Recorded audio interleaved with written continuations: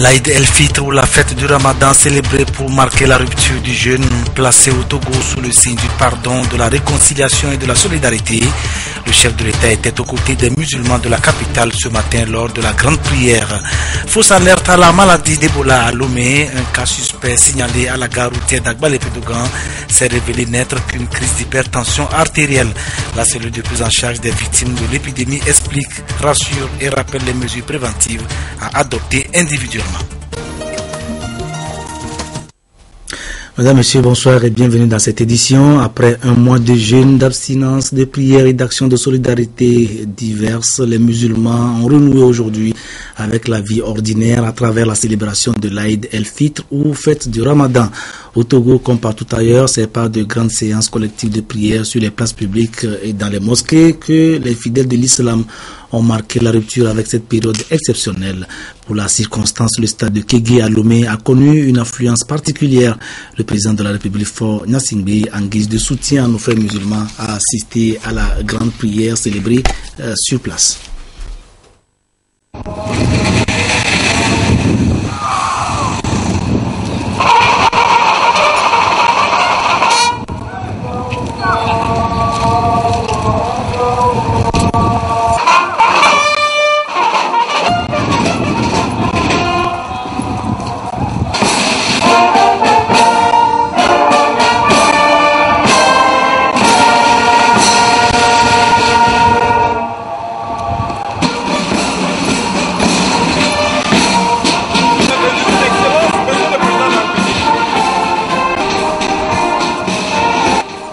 Grand bonheur pour la communauté musulmane du Togo de partager ces instants de grâce du jeûne de Ramadan avec les plus hautes autorités du pays, notamment le chef de l'État Faure Gnassingbé, le Premier ministre, le président de l'Assemblée nationale et leurs cabinets respectifs.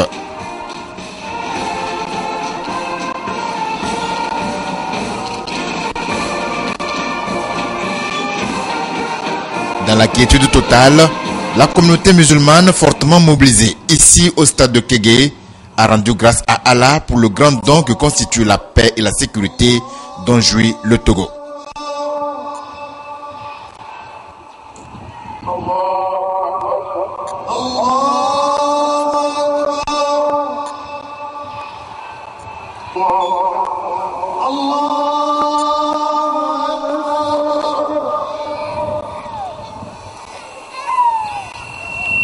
La prière dirigée par l'imam de la grande mosquée de Lomé, Agoro Zakaria, a été l'occasion de rappeler aux fidèles les préceptes de l'islam. Il a dit ce qu'est le carême et ce mois béni, les bienfaits de ce mois béni. Et maintenant, il a dit ce que constitue la prière que nous sommes en train de faire aujourd'hui, celle que nous venons de faire. Je pense que c'est une prière qui vient couronner le mois béni de Ramadan. Et il a demandé à tout le monde d'invoquer la paix, de vivre dans la paix et que Dieu conduise le Togo dans la paix et dans la réconciliation. La paix et la sécurité sont des valeurs à rechercher à travers le dialogue interreligieux. L'ordre des frères franciscains s'est attelé à cette mission, d'où sa présence à cette prière. Nous sommes avant tout des croyants, des fils d'Abraham. Nous avons un seul ancêtre, Abraham, qui est notre ancêtre. Et nous croyons en un seul Dieu. Et cet événement nous amène à venir les soutenir dans leurs prières. Et dans notre spiritualité, nous avons cette tradition du dialogue interreligieux. Déjà de son vivant, notre saint patron, le saint fondateur Saint François d'Assise, s'était rendu chez le sultan d'Égypte pour sympathiser avec lui, pas pour le convertir, mais pour sympathiser avec lui et apprendre aussi du sultan de sa religion. Les musulmans dans cette épreuve du jeûne de Ramadan, marquée par entre autres privations, ne pas boire ni manger du matin jusqu'au soir, ont été soutenus par le chef de l'État Faure Gnassingbé. Le président de l'Union musulmane du Togo l'a souligné en rappelant que ce mois est celui du pardon, de la récompense et de la manifestation des gestes de solidarité. Tous ensemble, ils ont prié pour la paix au Togo et dans les foyers de tension en Afrique et dans le monde. Rendons d'abord grâce à Dieu de nous avoir permis de nous retrouver une fois encore et prions-le pour nous accorder un bien-être et nous prêter une longue vie pour le prochain Ramadan. Ô Allah, garant de tout succès, agrée nos œuvres, accorde-nous des victoires sur des êtres sataniques qui troublent la paix et sèment la désolation au Mali, au Niger, au Nigeria et au Cameroun. Seigneur Allah, protège toutes les institutions de la République. Ô Allah, bénis le Togo et tous les Togolais de par le monde. Amen. La maison du Hadj, autre illustration du soutien du gouvernement à la communauté musulmane, sera achevée bientôt. L'annonce a été faite avant ces cordiales poignées de main qui marquent la fin de la prière de Ramadan. Rendez-vous dans 70 jours sur ces lieux pour la fête de l'Aïd el-Kébir ou fête du sacrifice du mouton. Le stade de Kégué n'était pas la seule place à avoir prêté son cadre à la prière de Ramadan. D'autres endroits de la capitale ont connu les mêmes affluences. Faisons le tour de quelques-uns de ces lieux de prière avec nos équipes de reportage.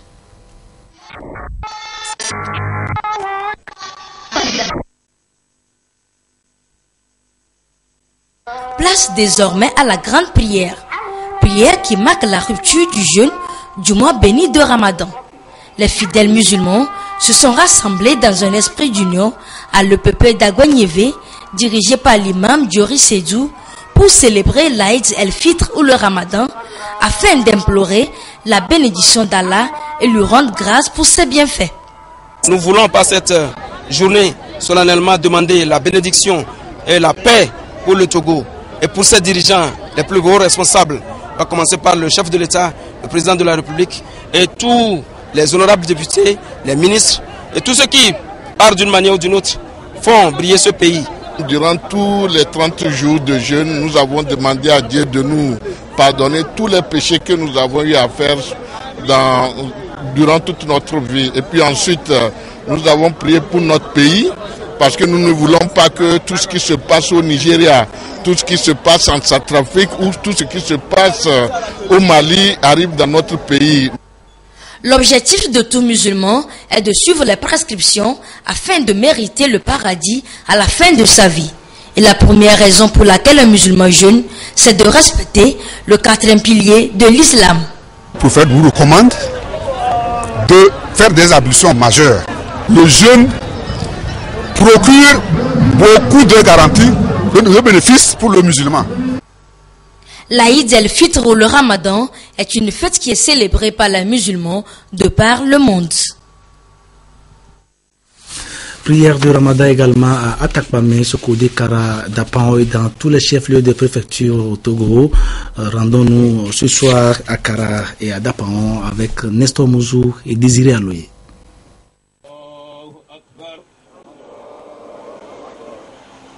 L'esplanade du Palais des Congrès est devenue la place officielle à Kara des prières à l'occasion des grandes fêtes musulmanes. Sous la direction de El Hadj Alassane Tagba, imam de la grande mosquée, les fidèles ont prié pour la fin du Ramadan, mois au cours duquel les musulmans ont fait le jeûne. Ils ont observé des jours de pénitence pour se purifier. Le Ramadan est considéré d'ailleurs en islam comme un mois béni. Dans ce mois de jeûne-là, il y a une nuit. La nuit, là, si vous avez la chance, vous êtes dans la nuit, vous êtes réveillé, vous êtes en train de prier, et que vous avez la chance de rencontrer cette nuit-là, vous êtes béni, et que vous avez les mêmes valeurs que celui qui a fait 84 ans sur la terre en se soumettant uniquement à Dieu et en faisant des œuvres pour Dieu. Voilà pourquoi on dit que c'est le mois béni du Ramadan. Et ce temps-là, cette nuit-là, elle se trouve dans le 3e tiers du mois. À la suite de la prière, l'imam a fait un sermon plein de recommandations. L'imam, dans son sermon de ce jour, a d'abord remercié Allah subhanahu wa ta'ala pour nous avoir accordé cette faveur d'observer les 29 ou 30 jours de jeûne. Après quoi, il a essentiellement parlé de la sécurité. Il a recommandé aux fidèles d'abord de sécuriser leur foi par rapport à la fièvre Ebola qui sévit partout. Il a recommandé aux fidèles de prendre des précautions pour éradiquer ces fléaux. Il a également parlé de la sécurité routière. Il a demandé aux fidèles d'être très prudents. L'imam a, en fin de son serment, imploré la grâce d'Allah sur toutes les autorités de ce pays, et en l'occurrence le chef de l'État, son Excellence Frère Eswazimna Nyasingbe. Le Ramadan est observé au 9e mois du calendrier islamique. Il est le 4e pilier de la religion musulmane.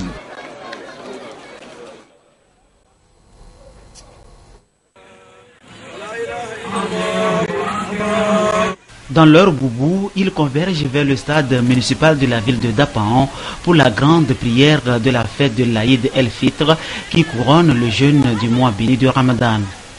Ils sont nombreux en présence des autorités à prier dans la paix et la joie d'Allah après le jeûne qui confère aux fidèles d'Allah la piété, un gain après les privations durant le mois de Ramadan. Selon le principe musulman, le jeûne de Ramadan est une école de pratique de bonnes actions à l'image de Mohammed.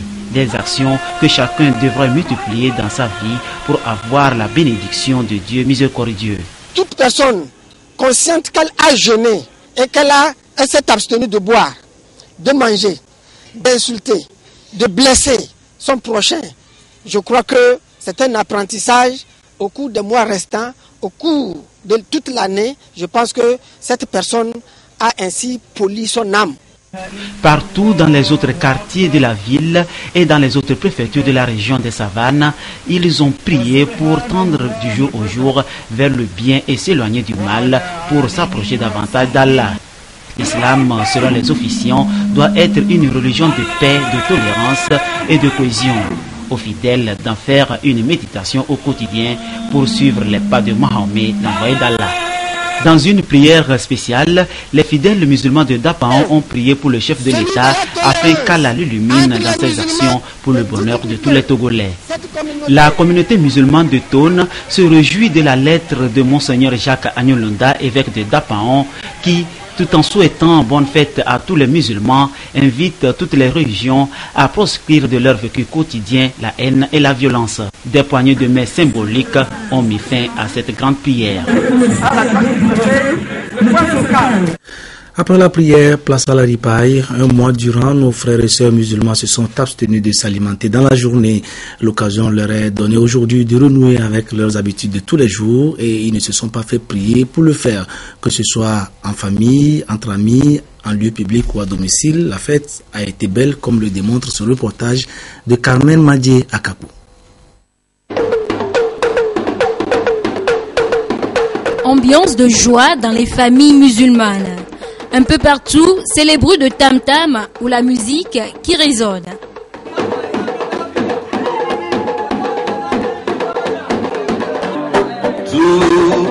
Tout cœur en une ronde. Moi l'Éternel. L'Aïd el-Fitr, c'est aussi un moment de partage.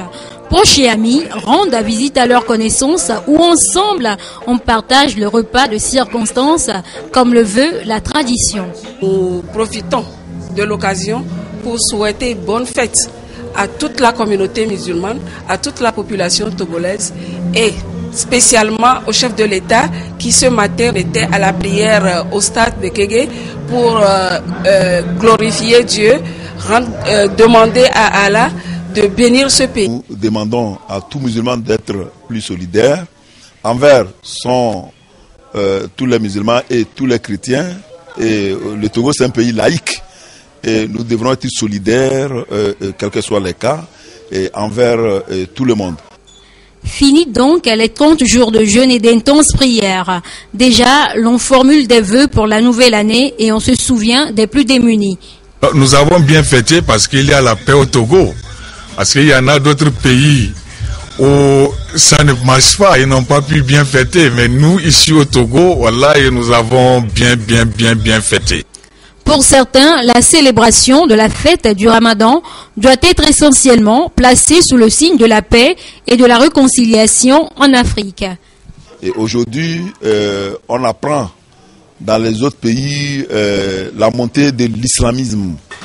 Et on cite certains groupes comme Boko Haram, ainsi de suite.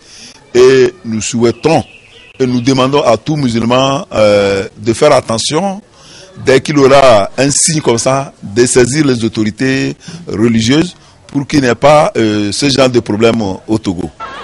La fête du Ramadan est donc un moment de solidarité, mais aussi de pardon entre les musulmans du monde entier. Elle fait place à l'Aïd el-Kébir, communément appelé Tabaski, qui sera célébré dans 70 jours. C'est pendant le Ramadan que le musulman a fait la preuve de sa générosité telle que recommandée par sa religion. Générosité envers son entourage, générosité surtout envers les plus démunis. Dans la préfecture d'Assoli, l'ONG Barakat City s'est illustrée dans ce sens à travers un important don de vivre au profit des musulmans déshérités du milieu afin de leur permettre de célébrer l'Aïd el-Fitr dans les meilleures conditions. Nestor Mouzou. 1250 sacs de riz de 50 kg, 2500 bidons de 5 litres, 10 000 boîtes de tomates de 400 grammes.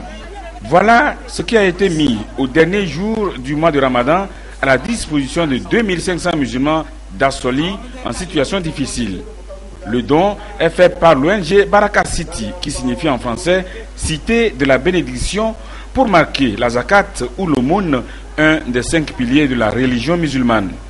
C'est une aumône que chaque musulman doit prélever sur sa richesse pour clôturer le Ramadan, qui va permettre à nos familles ici de bien fêter la fête du Ramadan. Les bénéficiaires sont les femmes veuves et les personnes de 3e âge. Voilà, c'est ces personnes qu'on a ciblées. Les bénéficiaires n'attendaient pas mieux. Il manque même de mots pour exprimer leur joie et leur gratitude aux donateurs.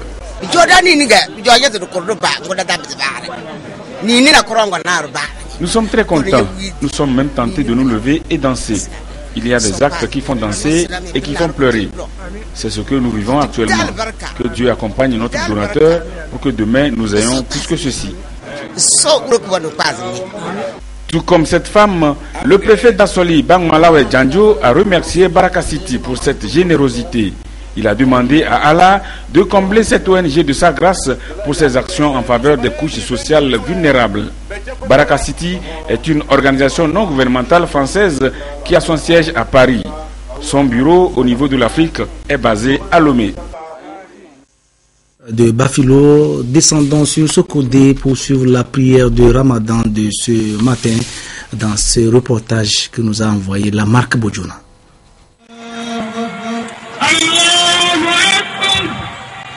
Les musulmans de Sokodé ont pris d'assaut la pelouse du terrain municipal de la ville ce jour pour la prière de Ramadan ou l'Aïd el-Fitr. Après 29 jours de carême, les fidèles du prophète Mahomet se sont rassemblés pour dire merci à Allah qui a pourvu à leurs besoins durant ce mois de carême. C'est le mois béni qui a été prescrit aux musulmans. Le Ramadan, c'est le mois de jeûne, se priver de tout ce que l'on a l'habitude de faire pendant 30 jours ou pendant 29 jours. C'est-à-dire s'abstenir de manger dans la journée, s'abstenir de boire, s'abstenir de faire de mauvaises actions. Donc Dieu a dit au 30e jour ou 29e jour, si on voit la lune, nous devons rompre le jeûne et prier dans la joie. La prière dirigée par l'imam principal de la ville de Sokodé, Ali Kamatou Touré, a consisté à utiliser la sourate Shamshou pour prier et rendre grâce à Allah pour tous ses bienfaits. Dans la lecture du sermon Outouba, l'imam a invoqué les bienfaits d'Allah et appelé les fidèles musulmans au respect des principes de l'islam. À la prière finale, les fidèles de Mahomet ont invoqué la miséricorde divine sur la nation togolaise, le chef de l'État et sur toutes les autorités du pays. Fausse alerte au virus Ebola à Lomé. La cellule nationale de gestion de la crise Ebola a été saisie hier d'un cas suspect à la gare routière d'Agbalépé-Dogan.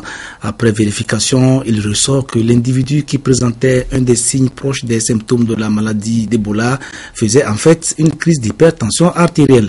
C'est en tout cas l'explication fournie par le secrétaire général du ministère de la Santé, chef du comité de crise, le professeur Napokoura, dans un entretien avec Nadej Nyanya dans le journal de 13h. Je vous propose quelques extraits de sa déclaration.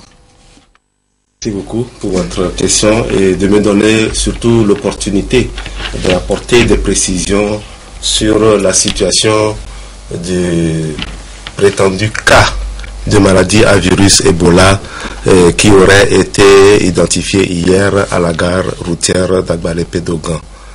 De quoi s'agit-il? Il s'agit d'un sujet de 44 ans, de nationalité béninoise, qui serait arrivé à la gare routière d'Agbalépé-Do et pour lequel nous avons été alertés comme quoi il y aurait un cas suspect de maladie à virus Ebola à la gare routière d'Agbalépé-Dogan. Et dès que nous avons été alertés, donc nous avons mis en branle notre système de riposte pour que si éventuellement il s'agissait d'un cas, qu'on puisse le prendre en charge. Donc la cellule a pris en charge ce patient qui a été conduit au centre d'isolement que nous avons identifié au niveau du CHU Campus, et au niveau du centre d'isolement, ce cas a été investigué. Et les investigations prouvent qu'il s'agissait donc d'un sujet de 44 ans qui avait une température à 37 degrés. Ceci a son importance, ça veut dire qu'il n'avait pas de fièvre du tout, mais par contre qui avait une hypertension artérielle à 15-12 au bras droit et 15-11 au bras gauche. Ce qui a alerté la population de la gare routière, c'est parce qu'il a eu un petit saignement du nez, ce que nous appelons en termes techniques une épistaxis. Mais ce saignement était isolé, sans fièvre. Or, lorsqu'on se réfère aux signes d'alerte de la maladie à virus Ebola, il y a d'abord une importante fièvre brusque qui s'accompagne de signes dont l'autre élément majeur est la présence de saignement. Et donc c'est sur la base de ce saignement du nez que ce malade a alerté la population autour de la gare routière, mais la prise en charge pour l'investigation a vite permis de rétablir la situation. Donc c'était un malade hypertendu qui n'était pas pris en charge sur le plan de son hypertension artérielle et qui a saigné du nez. À ce jour, ce malade a été également pris en charge, mais par rapport à son hypertension artérielle, il est toujours en observation, mais au CHU Campus, puisqu'il ne s'agit pas d'un cas suspect de maladie à Ebola. Et à ce jour, on peut même voir ce malade-là qui est pris en charge au CHU Campus de Lomé. Le deuxième élément qui doit nous rassurer, c'est l'itinéraire du patient. Il s'agit d'un monsieur qui aurait séjourné à Dapaon les 2 dernières semaines. Et 2 mois et demi auparavant, il aurait séjourné au Burkina Faso. Et 1 an et demi auparavant, il aurait séjourné au Mali. Et c'est seulement il y a 4 ans qu'il a séjourné en Guinée-Conakry. Mais dès l'instant où les gens l'ont interrogé, qu'il a dit qu'il a séjourné en Guinée-Conakry, c'était un deuxième élément pour déjà penser qu'il s'agissait d'un cas de maladie à virus Ebola. Son séjour en Guinée-Conakry date d'il y a 4 ans. Et donc, il n'y a pas non plus à ce niveau des éléments qui permettent même d'en faire un cas suspect. La définition des cas qui est mondialement reconnue est celle qui a été communiquée tout récemment. Et si vous me permettez que je vais rappeler.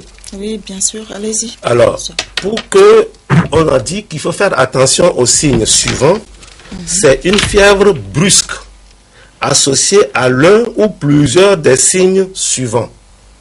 Une diarrhée qui contient du sang, des selles noires, des urines avec du sang, des crachats contenant du sang, des vomissements avec du sang qui coule du nez, ou encore la présence de sang à tout autre endroit du corps. Mais tous ces signes-là, un ou plusieurs de ces signes, doivent être associés à une fièvre importante et d'installation brusque. Dans le cas de notre patient, il n'y avait pas de fièvre et il n'y avait qu'un saignement par le nez, une petite épistaxis, comme nous disons, qui était liée à son hypertension artérielle mal soignée. Et donc, professeur, on conclut donc que ce sont de fausses rumeurs. Alors, on va dire que c'est une fausse alerte et que tout ce qui s'en est suivi, puisqu'il y a eu tout un développement de rumeurs autour du cas, on peut dire également qu'il s'agit de fausses rumeurs.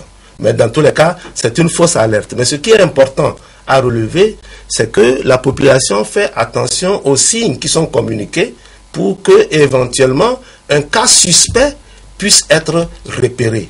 Mais lorsque nous disons que nous communiquons ces signes pour informer la population, nous ne voulons pas non plus créer une psychose dans la population. Et donc, il ne faut pas s'alarmer devant un tout petit signe. C'est la conjonction de ces différents signes qui permettent de pouvoir dire qu'il s'agit d'un cas suspect.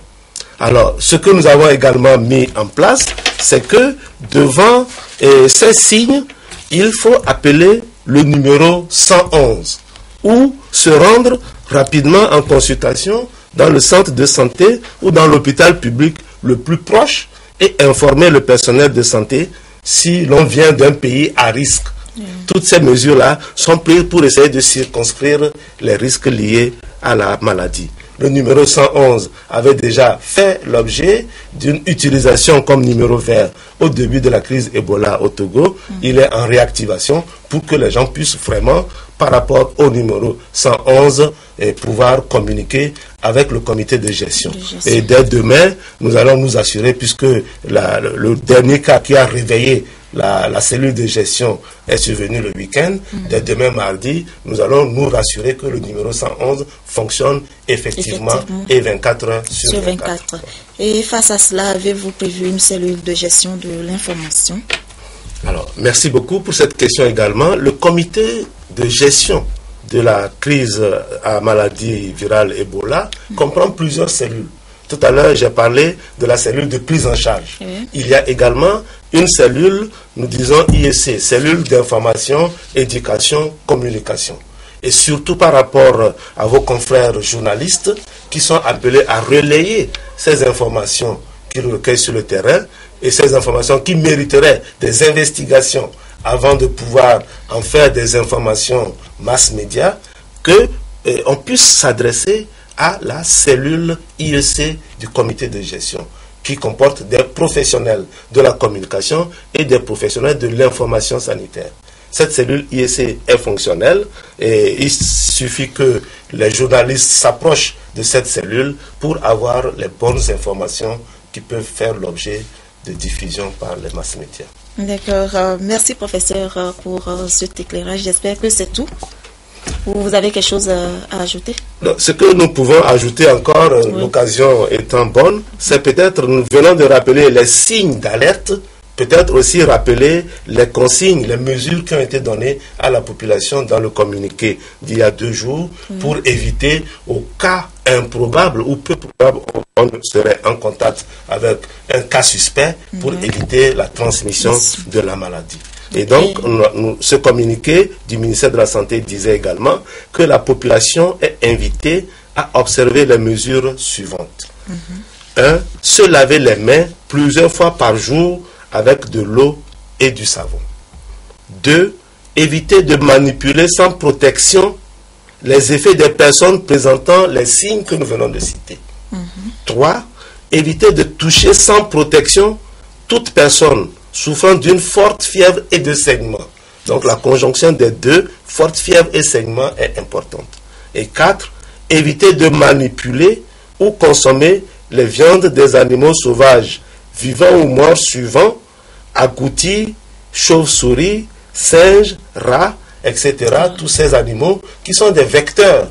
C'est-à-dire que la chauve-souris, par exemple, joue un rôle important dans la transmission de la maladie, puisque la chauve-souris héberge le virus, mais n'en est pas malade.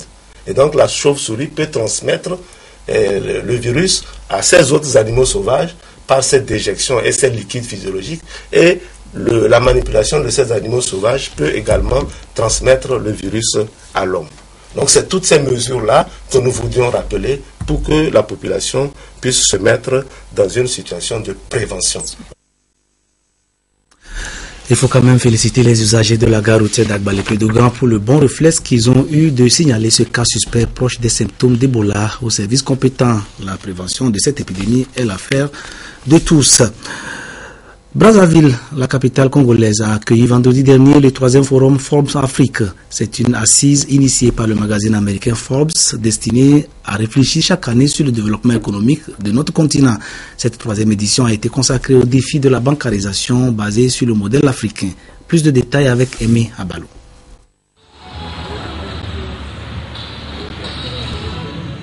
C'est la 3e fois consécutive que Brazzaville, la capitale politique congolaise, accueille le forum économique Forbes Afrique. Thème de cette édition 2014, les défis de la bancarisation, construire le modèle africain. Le forum a planché sur le sujet à travers divers panels auxquels on prépare des chefs d'État africains, personnalités et experts du monde économique et financier. L'hôte du forum, le Congolais Denis Sassou Nguesso, sur le constat selon lequel seulement 1 personne sur 10 est bancarisée sur le continent africain, constituant ainsi le taux le plus faible au monde, a justifié cette situation par le déficit de confiance, le poids des traditions et la complexité des procédures législatives. Les avancées remarquables du e-banking en Afrique, par exemple, consacrent les bienfaits de l'innovation et peuvent valablement baliser la voie à un modèle africain, mais de nombreux défis restent à relever pour développer une inclusion financière, une société cohésive et un développement plus équilibré. L'Afrique devrait saisir l'opportunité du prochain sommet d'août à Washington pour affirmer clairement sa vision stratégique de la banque afin d'y faire adhérer dans un élan de codécision et de co-responsabilité ses différents partenaires. Le forum Forbes Afrique a été lancé depuis 2012 par le magazine américain Forbes qui honore périodiquement les entrepreneurs qui innovent sur le continent africain. Après la région des savanes, celle de la Kara et la région centrale, les plateaux viennent de désigner leur Miss régionale samedi dernier à Ngotien. Elles seront 3 à venir défendre les couleurs de la région lors de la grande finale de Lomé. Dans le rôle de porte-flambeau, mademoiselle Amissa Ouro Agouda. Yves Abrevivi. Elle a su exécuter ses pas de danse avec délicatesse et elle a répondu avec précision aux questions d'intelligence et de culture générale. Après toutes ces réussites, la demoiselle Ouro Agouda Amisha, 21 ans, 1m108, 53 kg, 3e année de communication et de relations publiques, a réussi à séduire le public réuni au berceau du peuple élevé à Ngotien, où s'est déroulée la 20e édition du concours Élection Miss Togo, la 3e des étapes régionales après la Savane et la Kara. Ce concours régional des plateaux a tenu en haleine durant les 2 heures environ qu'ont duré les mouvements d'ensemble et de prestations individuelles. Comment peut-on assurer la promotion de la culture dans le pays? Voilà la question à laquelle les différentes candidates ont été soumises et les candidates toutes ont fourni des réponses intelligibles. Après la notation de la beauté physique et intellectuelle, de même que les démonstrations de danse traditionnelle, le verdict est prononcé par le président du jury, Foli Bazi et Sofa, a sacré Ouro Agouda Amisha, Aïe Charlène Chéri et Aradé Amélie Denise, successivement Miss Régionale des Plateaux 2014, première et deuxième dauphine. Je suis très émue, vraiment. Les mots me manquent pour exprimer ce bonheur que je vis en ce moment. Je remercie ceux qui me soutiennent sur tous les plans et je leur promets de donner plus que le meilleur de moi très prochainement à la finale. Ce verdict n'a pas trouvé d'opposition auprès du public. Je crois que le jury a fait un travail suffisamment professionnel, à la hauteur de l'attente surtout du public. Bien entendu, moi ça s'impose en moi, mais cette soirée m'a paru quand même assez bien faite. Oui. Je suis très contente et je suis fière d'être avec ma Miss ce soir et avec tous les choix que vous avez faits, c'est très bon. Move ne peut qu'être satisfait du choix qui a été fait. Donc je pense que le jury a vu juste. Et ça a également été l'assentiment, le choix de la Miss a épousé l'assentiment du public. C'est la 3e fois que l'événement s'organise à Notchin et le préfet de Hao, Changani Ao, a émis le souhait que parmi les Miss élus à cette rencontre sortent l'élu national à la finale qui aura lieu au Palais des Congrès de Lomé le 30 août 2014. Et c'est la fin de cette édition. Merci de votre aimable attention. Retrouvez Isidore Koubatine pour notre édition de nuit. Merci. Voici le rappel des titres.